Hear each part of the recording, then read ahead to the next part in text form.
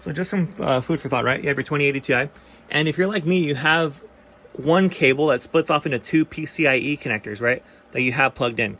And what I learned is that because I have the same configuration on my 2080, right, in my PC, but before it had that 12-volt high power, and then it goes down just like that other power supply. It splits off into two PCIe connectors, right?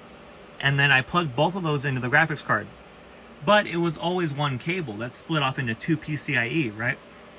And what I learned is that before, when I was running my benchmarks previously, even with an overclock, I was getting very poor bench results, right? Like I was getting all those red results was when I had that previous configuration as it was. And furthermore, this bench right here for the graphics card alone, this was in the red, right? It was saying performing way below expectations to begin with. And what I learned is that is because, let me see. All right.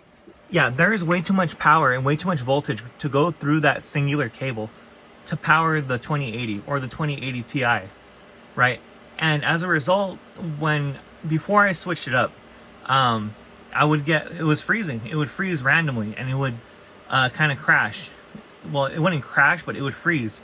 So I would have to power it off and back on. I didn't know what the fuck was wrong with it. I thought I had a dud, right? So since then, I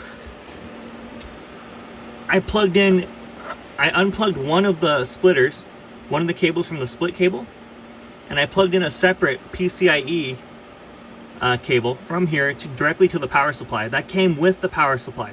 Very important, right? It came with the power supply, an extra cable, and I plugged that in separately instead of having one cable split into two. And as a result of adjusting that, as you can see, yeah, I'm getting 130, 135, 105, and I feel like that could be further optimized, and 136. And with this bench now being way above expectations with an overclock, right?